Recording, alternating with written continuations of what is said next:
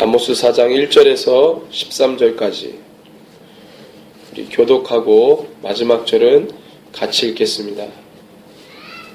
아모스 4장 1절에서 13절 제가 먼저 읽습니다. 사마리아의 산에 있는 바산의 암소들아, 이 말을 들으라. 너희는 힘없는 자를 학대하며 가난한 자를 압제하며 가장에게 이르기를 술을 가져다가 우리로 마시게 하라 하는도다. 주 여호와께서 자기의 거룩함을 두고 맹세하시되 내가 너희에게 이르리라. 사람이 갈고리로 너희를 끌어가며 낚시로 너희의 남은 자들도 그러하리라. 너희가 성 무너진 데를 통하여 각기 앞으로 바로 나가서 하르몬에 던져지리라. 여호와의 말씀이니라. 너희는 베델에 가서 범죄하며 길갈에 가서 술을 토하며 아침마다 너희 희생을 하늘마다 너희 십일조를 드리며 누룩 넣은 것을 불살라 수은제로 드리며 낙헌제를 소리내어 선포하려무나. 이스라엘 자손들아, 이것이 너희가 기뻐하는 바니라. 주 여호와의 말씀이니라. 또 내가 너희 모든 성읍에서 너희를 깨끗하게 하며 너희가 가소에서 양식이 떨어지게 하였으나 너희가 내게로 돌아오지 아니하였느니라. 여호와의 말씀이니라. 또 추수하기 석 달 전에 내가 너희에게 비를 멈추게 하여 어떤 성읍에는 내리고 어떤 성읍에는 내리지 않게 하였더니 땅 한 부분은 비를 얻고 한 부분은 비를 얻지 못하여 말랐음에 두세 성 사람이 어떤 성으로 빗대거리며 물을 마시러 가서 만족하게 마시지 못하였으나 너희가 내게로 돌아오지 아니하였느니라. 여호와의 말씀이니라. 내가 곡식을 마르게 하는 재앙과 깐부기 재앙으로 너희를 쳤으며 팥중이로 너희의 많은 동산과 포도원과 무화과나무와 감람나무를 다 먹게 하였으나 너희가 내게로 돌아오지 아니하였느니라. 여호와의 말씀이니라. 내가 너희 중에 전역을 보내기를 애굽에서 한 것처럼 하였으며 칼로 너희 청년들을 죽였으며 너희 말들을 노력하게 하며 너희 진영의 앞시로 코를 찌르게 하였으나 너희가 내게로 오지 아니하였느니라. 여호와의 말씀이니라. 내가 너희 중에 성읍 무너뜨리기를 하나님이 내가 소돔과 고모라를 무너뜨림같이 하였으므로 너희가 불붙는 가운데서 빼낸 나무 조각같이 되었으나 너희가 내게로 돌아오지 아니하였느니라. 여호와의 말씀이니라. 그러므로 이스라엘아, 내가 이와 같이 내게 행하리라. 내가 이것을 내게 행하리니 이스라엘아, 내 하나님 만나기를 준비하라. 같이 읽습니다. 보라, 산들을 지으며 바람을 창조하며 자기 뜻을 사람에게 보이며 아침을 어둡게 하며 땅의 높은 데를 밟는 이는 그의 이름이 만군의 여호와, 만군의 하나님 여호와시니라. 아멘. 아멘. 자, 우리 오늘은 우리 소예언서 네 번째 시간입니다. 정체는 드러내고 본질은 회복이라는 주제로 하나님 말씀 함께 나누겠습니다. 자, 오늘 말씀은 우리가 좀 깊이 생각해 봐야 할 아주 중요한 말씀이라고 생각합니다. 오늘 말씀은 개인의 죄가 모아져서 사회적 악으로 번지는, 개인의 죄들이 하나둘씩 모여서 그것이 사회의 악으로 발전하는, 번지는 죄의 누룩에 대한 이야기를 하려고 합니다. 이 죄라는 것이 얼마나 파급력이 있는지, 동물로 치면 얼마나 강력한 번식력을 가지고 있는지 그것을 이야기하고 있습니다. 번식력이 너무 강하다는 거예요. 죄라는 놈이. 종종 번식력이 강한 이 외래 어종, 어류들이 우리 토종 어류를 잡아먹어서 씨가 마르다는 뉴스를 제가 본 적이 있습니다. 몇 개의 어류가 있는데, 어종이 있는데, 그 어종을 수입해 와가지고 우리 강이나 이런 데다가 이렇게 하겠는데, 우리 토종 어류들이 다 잡아먹히는 거예요. 생태계를 다 얼마나 강한 번식력을 갖고 있는지. 그래서 어느 호수에 갔더니요, 우리 토종 어종이 다 없어지고 외래 어종들로만 이렇게 있는 거예요. 그래서 그 외래 어종을 일부러 잡는 사람도 있더라고요. 생태계를 다 파괴시켜. 또 어느 TV를 보니까 경북 밀양이 경북 맞죠? 경북 밀양에 이 괴물쥐라는 게 있대요. 괴물쥐. 꼬리까지 길이가 한 2m 정도 돼요. 쥐과에 속하는데 괴물쥐. 뉴트리아라고 하는 외래 종인데, 외래종인데 엄청나게 커요. 너무 징그럽더라고요. 쥐가 크니까. 그렇게 큰 쥐를 처음 보는데 이게 번식력이 엄청 강한 거예요. 그래가지고 모든 걸 다 잡아먹어요. 모든 걸 다. 그것도 골치 아파가지고 그걸 잡는 전문 또 사냥하는 사람이 있더라고요. 예, 논밭을 다 갉아먹고 완전히 농부들이 막 울어요. 그것 때문에. 예, 왜 그것을 수입해야 하냐면 그 털을 이렇게 발라가지고 이제 가공품 이런 걸 만들려고 그걸 들여왔는데 그거 들여와가지고 생태계가 거의 파괴되는 거예요. 예, 먹이 사슬이 깨지고. 제가 예전에 산에 올라서 칡넝쿨에 대해서 제가 들었고 본 적이 있습니다. 칡넝쿨. 나무에 이렇게 보니까 칡넝쿨이 막 이렇게 올려져 있는 거예요. 나무가 보니까 다 죽어가요. 그래서 이 칡넝쿨이 있네요. 칡넝쿨 그러면 약재로 많이 쓰이고 제가 그렇게 알고 있는데 나무에 이렇게 막 얼기설기 설겨 있더라고요. 이게 칡넝쿨 때문에 나무가 죽는데요. 그때 소리 처음 들었어요. 칡넝쿨 때문에 나무. 그래서 나무로 가야 될 영양분을요, 이 칡넝쿨이 다 빨아들인대요. 그래서 그걸 뽑는데 뿌리가 얼마나 깊이 박혀 있는지 말도 못 하더라고요. 그래서 그 칡넝쿨을 다 제거하는데 그걸 보면서 제가 이 사단하고 같다. 사단도 혼자서는 재미없잖아요. 그러니까 자꾸 하나님의 형상을 닮은 영혼들을 자꾸 갉아먹는 거예요. 하나님이 주신 모든 것들을 누리며 기뻐하며 살아야 되는데 그거를 사단이 중간에서 가로채고 지가 다 뺏어먹어요. 그래서 하나님의 형상을 입은 자들은 핍절해서 피폐해서 죽어버리고 사단은 그 죄로 먹고 사는 거예요. 이 사단하고 똑같다. 칡넝쿨, 나무에 이렇게 올라있는 칡넝쿨 보고 뱀이 막 이렇게 올라가 있는 것 같아요. 징그럽더라. 그걸 딱 느끼는 순간 징그럽다. 번식력이 너무 강한 거예요. 너무 강하다 보니까 막 나무들이 다 죽어요.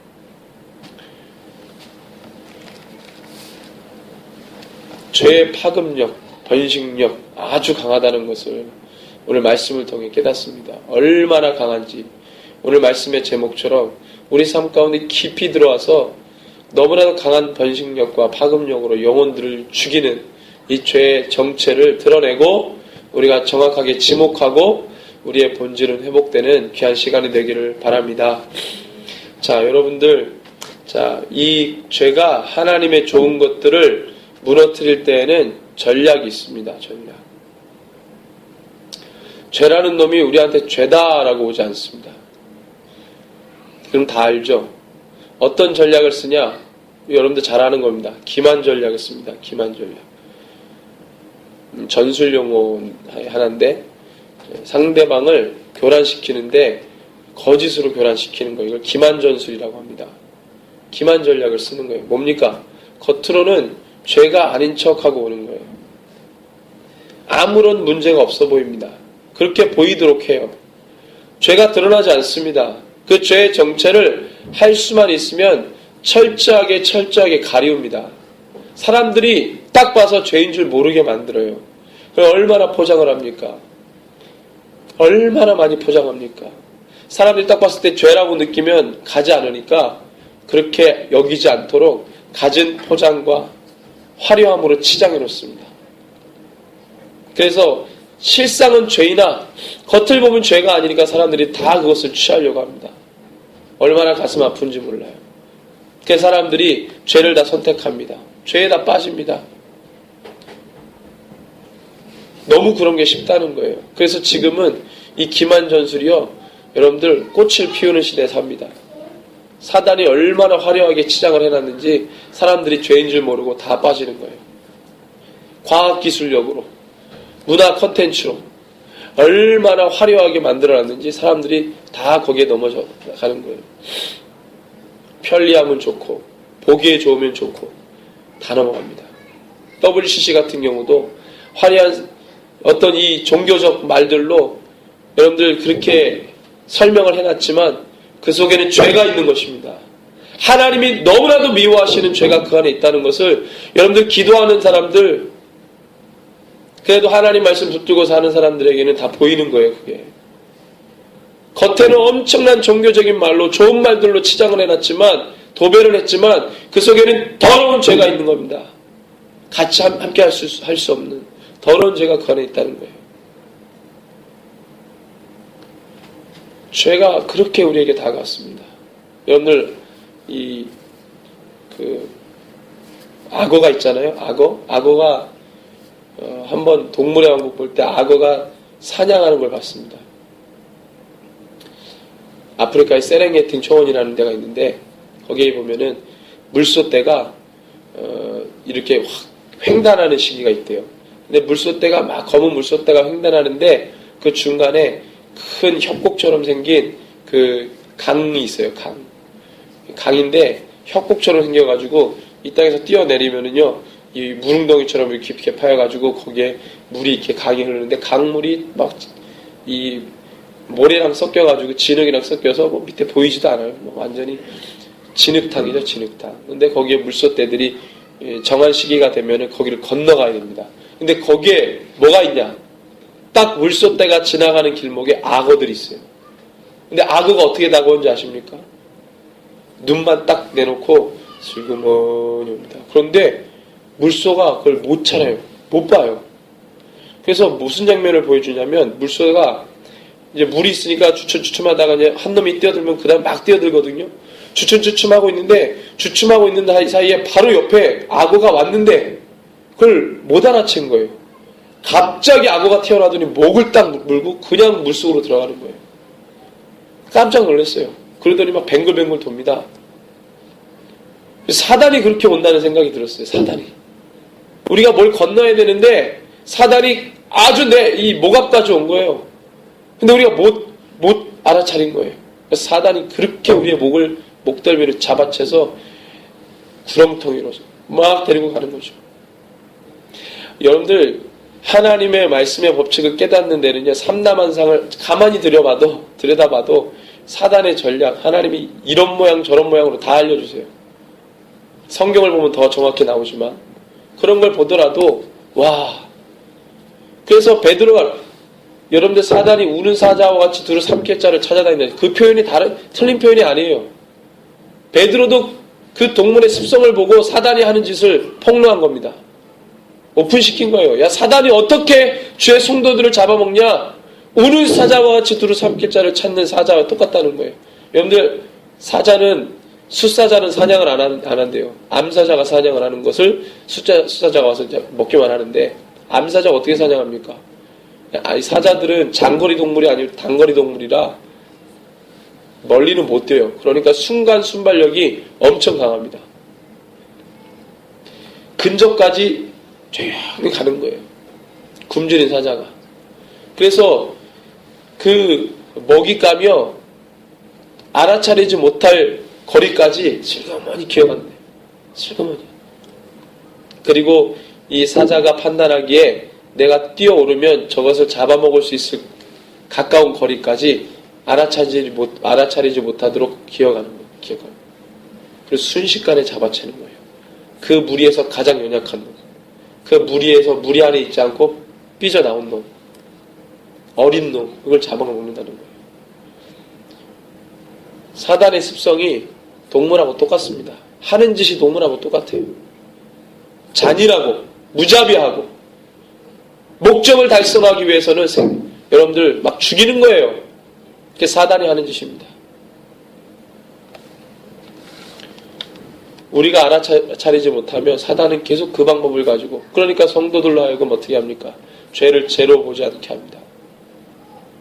순식간에 잡아먹혀서 지옥으로 끌고 가도록 죄악의 구렁텅이 속으로 끌고 가도록 만드는 거예요. 사람들이 알아차리지 못하고 환호를 치고 박수를 치고 거기에 폭 빠지게 만들어 놓고 그 다음에 우리의 생명과 영혼을 빼앗아갑니다. 노략질해 갑니다. 기만전략, 기만전술 이게 사단이 쓰는 거예요. 그렇지만 그 속에 뭐가 있습니까? 가증한 것, 간사한 것, 더러운 것들이 가득하다는 거예요. 그 속에는 악함과 악행이 너무나도 가득 찼다는 겁니다. 우리가 무엇을 통해 합니까? 말씀을 통해 아는 거예요.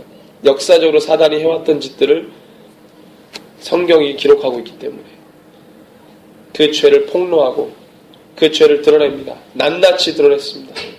사단이 어떻게 주의 백성들을 악의 구렁텅이로 끌고 갔는지 낱낱이 그것을 오픈시켰습니다.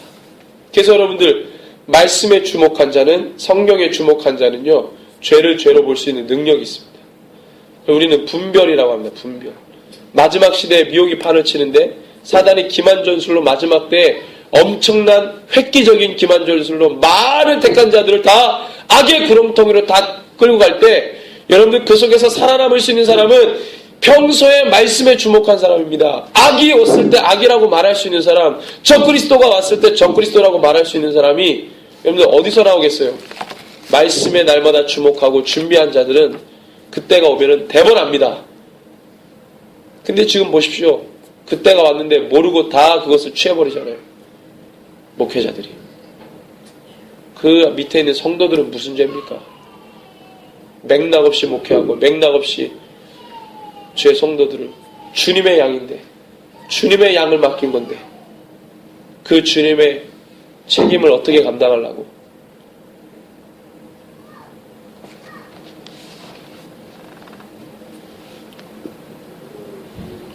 그래서 사단은 기만전술로 마지막 때 죄를 죄로 보지 못하도록 갖은 술수를 써서 많은 사람들을 죄로 끌고 갑니다. 여러분들 그 죄라는 것은 아무리 감추려고 해도 감출 수가 없습니다. 그 더러움을 어떻게 감추겠습니까? 여러분들 민감해지시기 바랍니다. 여러분들 제가 지금 비염 때문에 코가 이렇게 냄새를 잘 못 맡는데 여러분들 냄새를 잘 맡으시기 바라요. 영적으로도 더러운 냄새가 나는 게 있어요. 비린 냄새. 영적으로 느끼는 겁니다. 그런 걸 막 느껴요. 민감해지셔야 돼요. 마지막 때는 영적으로 민감해지셔야 돼요. 그렇지 않으면 다 넘어갑니다. 촉각을 곤두세우고 민감해지셔야 됩니다. 그래서 사단은 죄를 죄로 보는 안목을 흐리게 했습니다.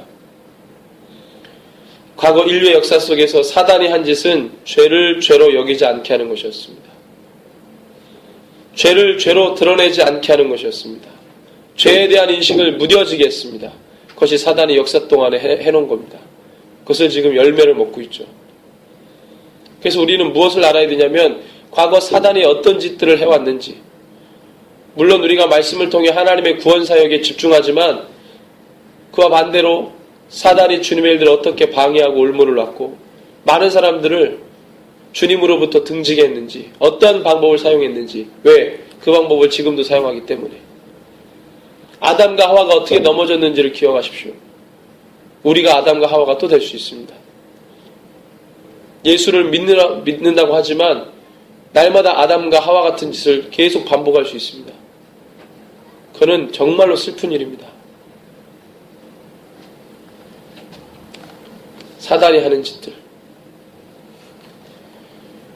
여러분들 역사 속에서 죄를 죄라고 말한 사람들이 누구였습니까? 죄를 죄라고 말한 사람들. 바로 하나님의 백성이었습니다. 애굽 땅에서 400년간 살할 때는 죄가 죄인 줄 몰랐어요. 그들의 문화를 그대로 받아들였습니다. 노예로 살았지만, 종으로 살았지만, 하나님을 믿는 자들이 간간히 있고 기도도 하고 그랬겠지만 대부분은 그냥 애굽의 문화나 그들의 종교를 그대로 답습하여 살았습니다. 그러니까 뭐 툭만 하면 광야에서 애굽으로 돌아가자. 만든 신이, 고장 만든 신이 금송아지입니다. 금송아지. 애굽에서 봤던 거. 그걸 하나님이라고 불렀습니다. 하나님 형상이 없으시니까. 지들이 봤던 형상을 만들어 놓은 거예요. 그 문화에서 벗어날 수가 없는 겁니다. 그 죄의 굴레에서 죄인 줄도 모르고 살았어요. 모든 감각이 다 무뎌졌습니다. 아브라함 믿음의 자손이었는데 하나님이 그렇게 약속하시고 언약하셨던 그 백성을 만들었는데 그 백성이 아브라함을 기억 못해요. 하나님과 아브라함이 어떤 언약을 했는지 기억 못해요. 그냥 단순하게 아브라함의 하나님, 이삭의 하나님, 야곱의 하나님, 무슨 주문하듯이 하나님을 인격적으로 만난 적 없어요. 그냥 그렇게 내 아버지가, 그의 아버지가 얘기했으니까 우리 하나님. 그것도 몇 명만. 대부분 사람들은 그냥 그 굴레에서, 애굽이라고 하는 그 굴레에서 살았습니다. 죄가 죄인 줄 몰랐어요. 죄가 죄인 줄 알았으면 뛰쳐나왔을 텐데 아무도 그렇게 하지 않았습니다. 그냥 탄식하며 기도했습니다. 너무 힘드니까. 주님 만나고 싶어서 기도한 거 아닙니다. 그냥 노예 생활이 너무 싫었던 거예요. 그래서 그냥 들었던 주님을 불렀습니다. 근데 우리 주님이 너무 감사하죠. 그걸 들으셨어요. 모세를 불러다 놓고 내 백성이 나를 부른다. 여러분들 할렐루야입니다. 그냥 불렀는데 우리 주님은 내 백성이라고 말해주잖아요. 그래서 우리가 주님을 믿는 거예요. 주님 사랑하는 겁니다. 그래서 그 백성, 아무것도 모르는 그 죄악 가운데 있는 백성을 끄집어내서 이제 신의 산으로 데려갑니다. 하나님은 온갖 기적을 다 보여주시고 그들을 정말 그 사선을 넘어서 주님 백성 만드셔서 신의 산으로 끌고 가서 주님이 주신 게 바로 율법입니다. 율법은 뭡니까? 죄가 바로 이거다라고 보여주신 겁니다. 아, 우리가 애굽에서 400년 동안 사는 거 다 죄였구나. 율법을 보고 알았습니다. 사단이 너무 싫어하죠. 400년 동안 저들의 눈을 가리웠는데 죄를 죄로 보지 못하게 했는데 그래서 그토록 바로의 마음을 붙잡고 사단이 놓지 않고 물고 들어졌는데 끝내 저놈들이 그렇게 증오하는 사단이 주님을 증오하잖아요. 신의 산으로 가서 죄의 정체를 알아버렸구나. 죄를 죄로 선포하고 말한 이들이 누굽니까? 주의 백성입니다. 말씀을 받은 자들. 말씀에만 기록되어 있거든요. 이것이 죄다. 폭로하는 거예요. 드러낸 겁니다. 사단의 모습이 드러나버렸어요. 주님이 율법 주십니까? 이게 죄다. 이것도 죄다. 너희들이 행한 모든 것이 죄다. 생각으로 범죄한 거. 너 애굽에서 살 때는 누가 너한테 해를 입히면 너 그대로 안 갚아줬지? 갚아줬지. 이를 갈면서 갚아줬지. 그거 죄였어.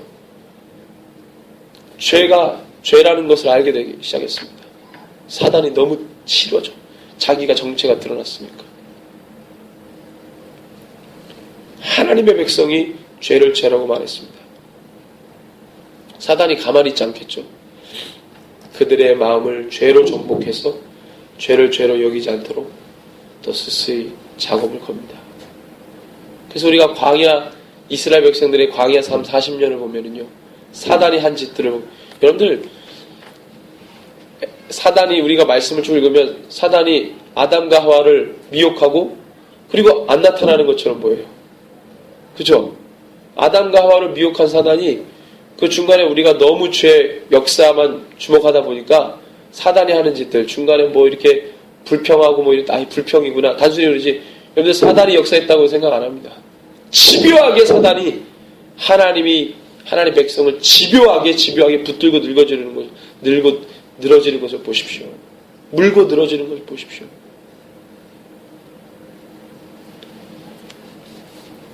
나쁜 놈이죠. 나쁜 놈.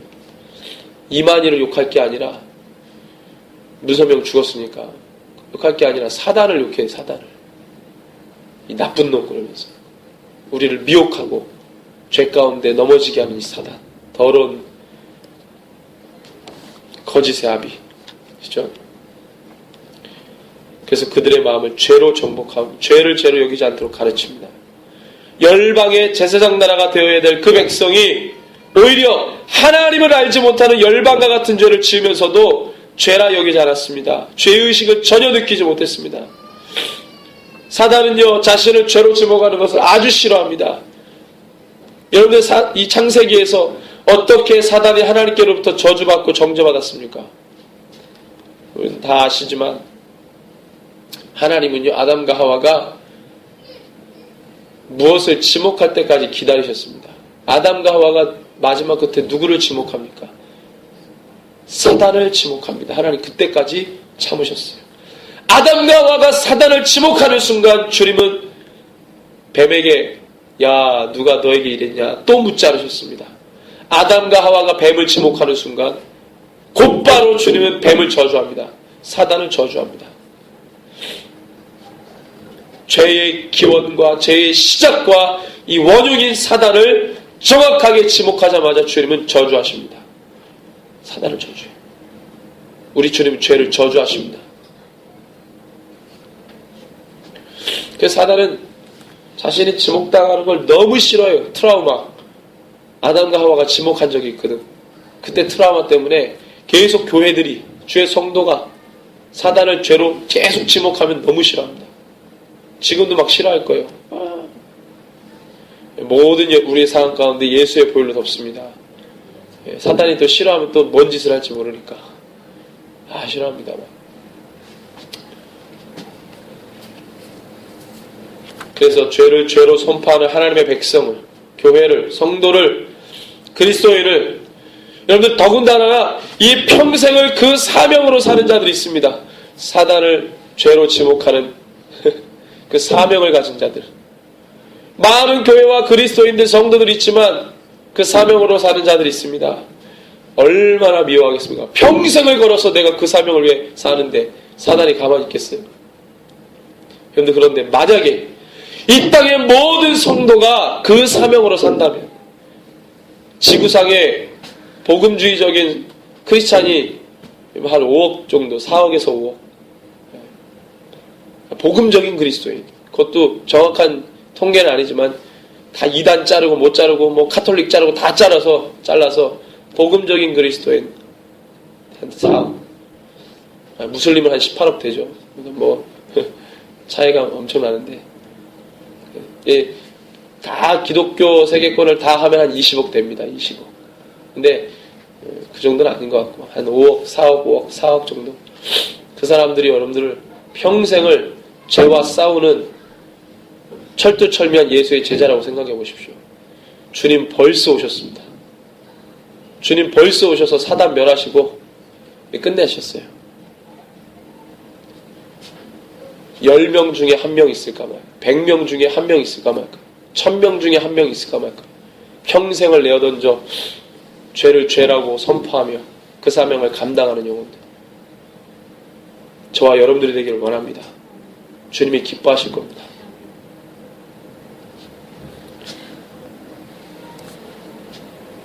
그래서 교회는 교회답게, 성도는 더욱더 성도답게 살아야 합니다. 그 이름답게 살아야 합니다. 날마다 싸우십시오. 내 안에 역사하는 죄와 날마다 싸우시기를 바랍니다. 그건 제 말이 아니라 성경에 기록된 말입니다. 죄와 피 흘리기까지 싸우라 그랬습니다. 본래 성경 구절은 죄와 피 흘리기까지 너희는 싸우지 않았다 이렇게 혼냈지만 다시 말하면 죄와 피 흘리기까지 싸우라는 거예요. 바울이 그렇게 얘기했습니다. 너는 죄와 피 흘리기까지 싸우라. 말씀을 봅시다. 사단은 세상 권세자를 자신의 종으로 부렸습니다. 하나님의 말씀으로 통치될 왕국을 사단 자신의 왕국으로 미혹하여 만들었습니다. 북이스라엘은 그렇게 하나님을 떠난 땅이 되어버렸어요. 사단이 공식적으로 자신의 왕국을 미혹하여 만들었습니다. 미혹해서 자신의 왕국으로 만들어버렸어요. 근데 그 땅의 백성들도 죄의 피해자입니다. 불쌍한 영혼들입니다. 사단에게 미혹당했거든요. 그들, 죄 때문에 버림받은 그들에게도 주님은 주의 종들을 보내시는 거예요. 아모스를 보내시는 거예요.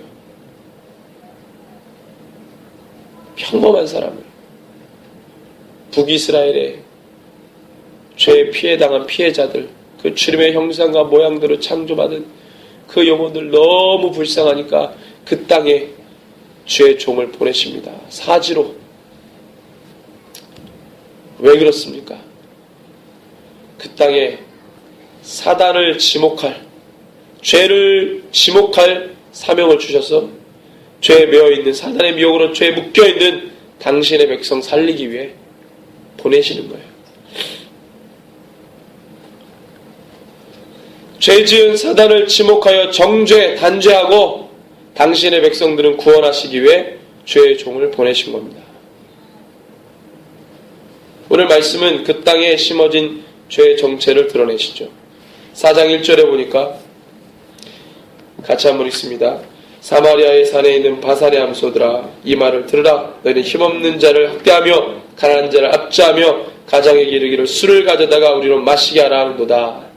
여러분들 북이스라엘 땅에 살았던 상류층 사람들의 죄를 드러냅니다. 특별히 바산의 암소들 그러면 여자들, 상류층 여자들, 사치와 향락에 빠져서 하나님의 정신이 뭔지 전혀 모르고 삽니다. 그러니까 어떻게 합니까? 힘없는 자를 선대하는 게 아니라 학대합니다. 가난한 자를 긍휼히 여겨야 되는데 압제합니다. 허랑방탕하게 살아갑니다. 죄가 죄인 줄 모르는 거예요. 그의 삶이 완전히 하나님이 미워하시는 삶으로 살아갑니다. 상류층에 있는 사람들의 삶의 모습이죠. 2절에서 3절에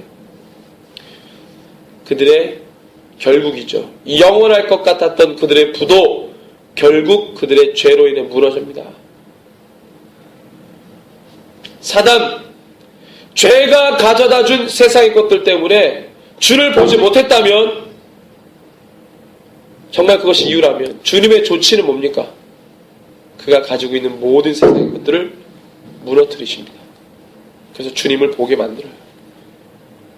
자기가 누려왔던 모든 부를 그것 때문에 주를 보지 못했다면 주님의 조치는 그걸 다 무너뜨립니다. 주님과 나 사이에 세상 부로 장막이 쌓여졌으면 그 장막을 다 부셔내고 주를 보게 만들어요. 주님의 조치입니다. 4절에서 5절 말씀에 그럼에도 불구하고 돌아오지 못하는 이유에 대해서 말씀하십니다. 여러분들 이 4절에서 5절은요, 우리가 가슴을 치며 읽어야 될 말씀입니다. 같이 한번 읽습니다.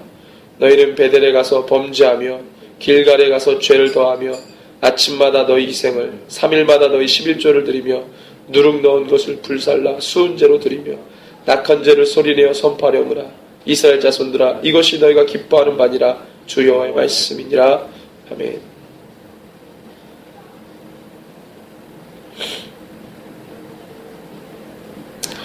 여러분들 이 사람들이 왜 못 돌아오는지 아십니까? 여러분들 이들 안에 있는 죄들을 아주 주님이 낱낱이 정체를 밝히시는데 도대체 이 죄라는 놈이 어디까지 사람들을 장악했는지 보여주는 것입니다. 죄를 죄라고 가르쳐줬는데 그것이 죄라고 모른다는 것은 그들의 눈이 가려워졌다는 것입니다. 왜 그렇습니까? 여전히 자신들이 주님으로부터 은혜 받고 있고 그들의 하나님이라고 여겼기 때문입니다. 자신들의 죄가 차올라서 더 이상 주님을 보지 못하고 있는데도 불구하고 여전히 그들의 마음에는 종교심만 남아서 종교 행위를 하고 있으면 주님의 백성이 될 수 있다고 생각한 겁니다. 누가 가르쳤습니까? 사단이 그렇게 가르친 겁니다. 오늘날 교회가 구원관 왜 그렇게 가르쳤습니까? 성경은 그렇게 기록되지 않았습니다. 사단이 교회를 무기력하게 하고 성도의 영성을 없애기 위해 그렇게 가르친 겁니다.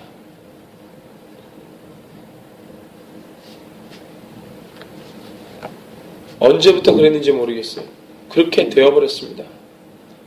예배를 드리고 있어요. 헌금을 드리고 있습니다. 교회에서 하는 것은 다 하고 있지만 그들의 삶 속 어디에서도 주를 경외함을 찾아볼 수가 없는 거예요. 예배는 드리고 있고 교회는 나오지만 자기의 교회당만 밟고 나가면, 교회 밖으로 나가면 자신의 삶 속에서는 주를 경외함을 요 농끝만치도 발견을 못합니다. 교회 안에서는 집사, 밖에 나가서는 난 크리스찬처럼 삽니다.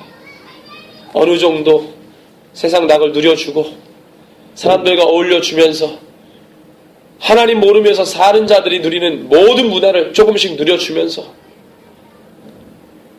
그렇게 살아갑니다.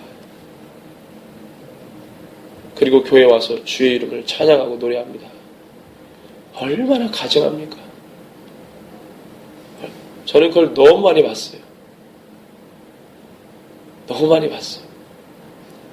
그래서 저는 이거는 그냥 저 개인적인 소견인데 그래서 저는 성가대가 너무 싫어요. 너무 싫어. 밖에서 할 짓 못할 짓 다 하고 다니는 놈들이 교회 와서 성가대 한다고 성가 가운 입고 그러고 있습니다. 누구를 위한 찬양입니까? 그 마음 가운데 주를 경외함이 있습니까? 김 집사님 노래 잘하니까 우리 성가대서. 교사는 힘들어. 성가대가 재밌어. 성가대 재밌는 분들 많아. 이런 쓰레기 같은 교회가 완전히 교회로서의 기능을 상실해버렸습니다. 그들의 언어 속에, 삶 속에.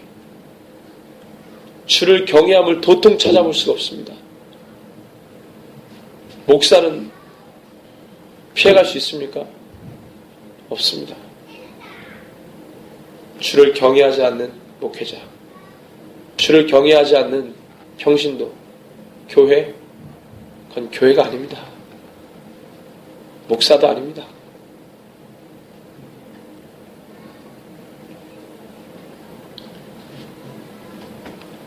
허무맹랑한 의미 없는 말들을 날리면서 마치 본인이 주를 위해 뭔가 하는 것처럼 주님이 지금 말씀하시잖아요. 죄를 죄라고 가르쳐줬는데 여전히 그 죄에서 빠져나오지 못하는 것은 자기가 종교행위를 하면 아직도 내가 하나님의 백성인 줄 알고 산다는 겁니다.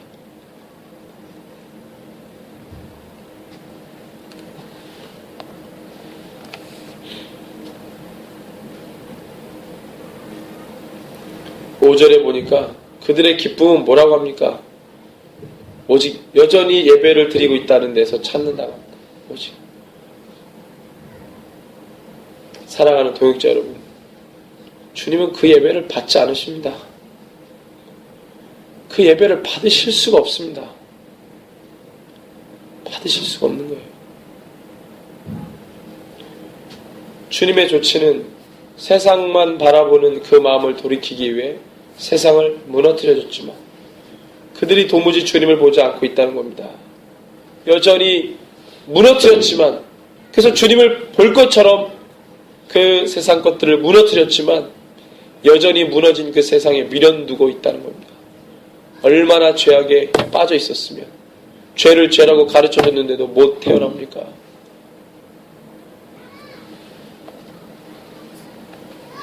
그래서 6절에서 11절에 보니까 하나님께서 인류의 역사 가운데 이렇게 저렇게 죄라는 것을 죄로 말하고 너희들이 누려왔던 세상 것들을 다 무너뜨리고 하나님이 징계하시고 심판하시고 고난을 주시고 여러 가지 많은 것을 하셨지만 끝내 주님 뭐라고 말씀하십니까? 돌아오지 아니하였느니라. 8절에 돌아오지 아니하였느니라. 9절에 돌아오지 아니하였느니라. 10절에 돌아오지 아니하였느니라. 11절에 돌아오지 아니하였다. 돌아오지 않았다는 말만 되풀이합니다. 돌아오지 않았다. 이게 인류의 역사입니다. 돌아오지 않았다는 말은 다시 바꿔 말하면 회개하지 않았다는 겁니다. 회개하지 않았습니다. 회개하지 않았어요. 계시록 9장 말씀 함께 보겠습니다.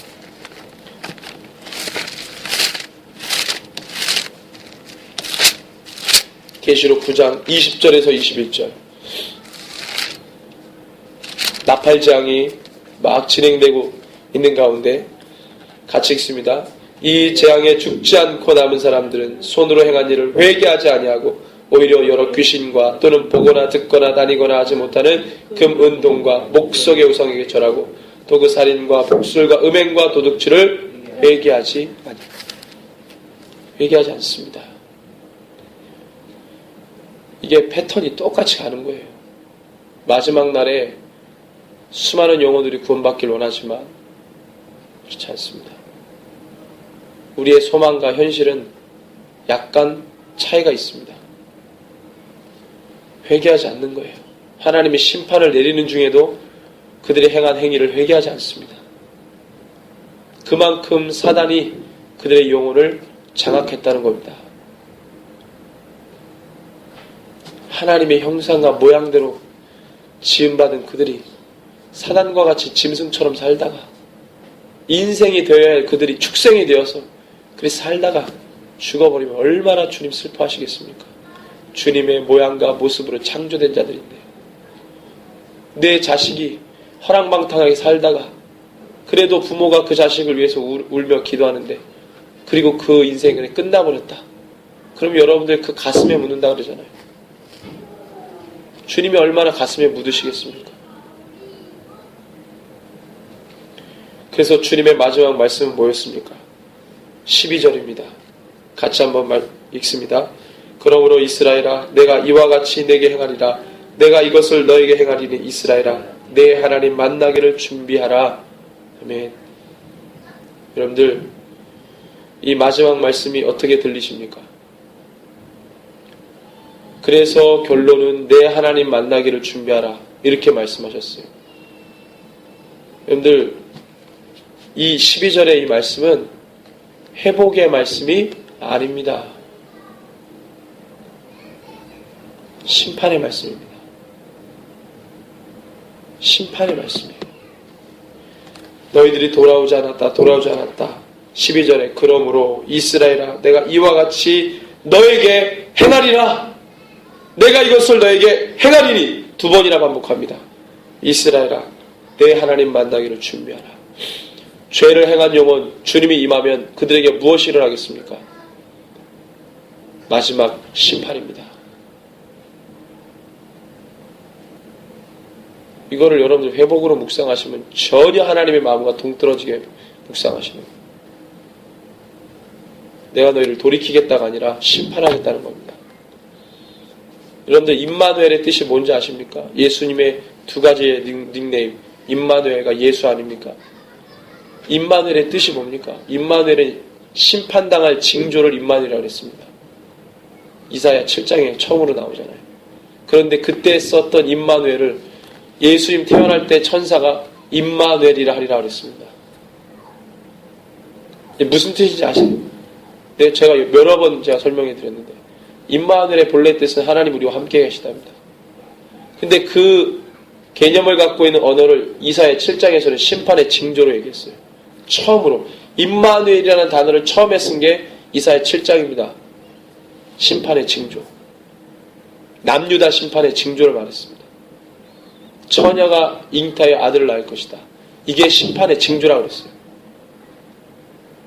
이것이 심판의 징조. 아하스 왕이 하도 기도 안 하고 하나님을 경외하지 않으니까 이사야가 제발 왕이시여 징조라도 구하시오. 표적이라도 구하시오. 그랬더니 이 아하스가 교만하게 나는 그런 표적을 구하는 자가 아니다. 그리고 물리칩니다. 그래서 이사야가 아하스 왕 대신해서 기도한 겁니다. 돌아가 처녀가 잉타의 아들을 낳을 것이요. 그때가 되면 아수르 왕이 바벨론이 와가지고 치겠다는 거예요. 심판의 징조로 임마누엘을 쓴 겁니다. 그러면 예수님이 이 땅에 오셨다. 왜 오셨습니까? 심판의 징조라는 겁니다. 예수님이 심판의 징조. 이제 예수님까지 외면하면 피할 길이 없다는 겁니다. 예수님까지 저버리면, 예수의 이름을 저버리면, 예수의 이름을 등지면 이제는 심판에서 피할 길이 없다는 얘기입니다. 주님이 우리와 함께 하시면, 다이렉트로 주님이 이 땅에 오시면 와 그리고 박수 칠 것 같죠? 그렇지 않습니다. 예수의 이름을 줬는데도 붙잡지 않았던 사람들은 주님이 이 땅에 올 때 그들은 심판받습니다. 주님이 오실 때 구원받을 자들은 예수는 붙들고 환난과 핍박을 이기고 벗어난 자들입니다. 예수를 위해 같이 십자가 진 사람들입니다.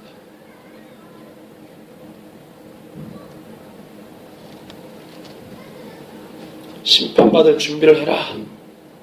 내 하나님 만나기를 준비하라는 말입니다. 심판받을 준비를 해라.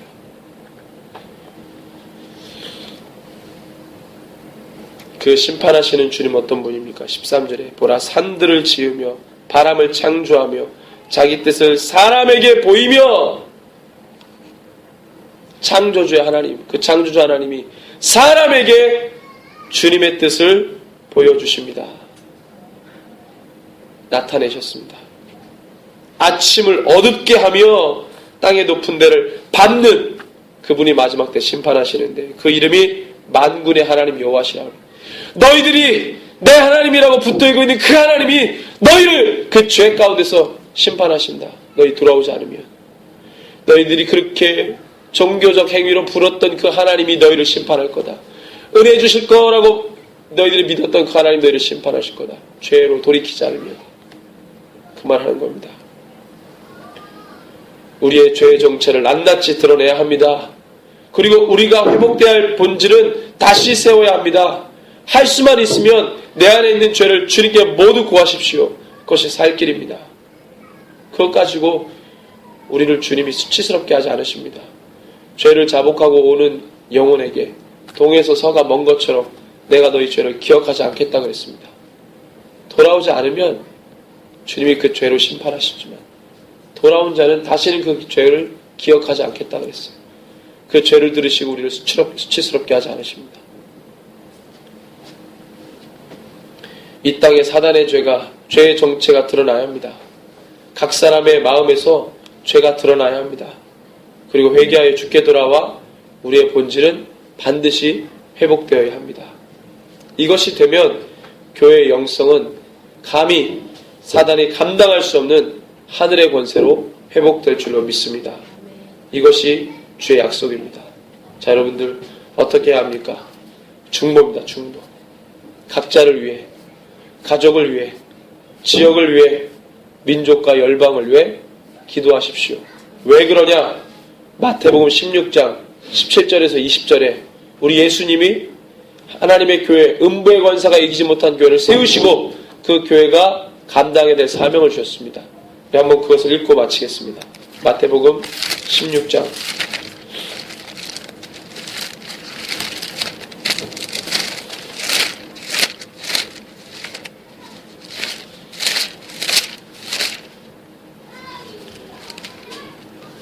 17절에서 20절을 한 목소리로 읽습니다.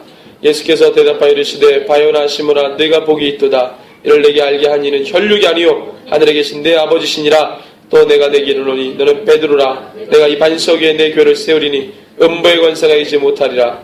내가 천국 열쇠를 내게 주리니 너가 땅에서 무엇이든지 매면 하늘에서도 매일 것이요 너가 땅에서 무엇이든지 풀면 하늘에서도 풀리리라 하시고 이에 제자들에게 경고하사 자기가 그리스도인 것을 아무에게도 이르지 말라 하시니라. 아멘. 이것이 교회의 사역입니다. 땅에서 맺고 푸는 모든 권세를 우리에게 주셨습니다. 이 땅의 교회에 주신 사명은 맺고 푸는 권세입니다. 우리가 매면 하늘에서도 맺고 우리가 풀면 하늘에서도 풀립니다. 그럼 죄를 묶어버려야 됩니다. 죄는 메어져야 됩니다. 주님의 구원의 역사는 풀어져야 됩니다. 이것을 교회가 해야 됩니다. 주님, 사단의 모든 죄의 괴계는 묶어주시고 하나님 구원의 역사는 풀어주십시오.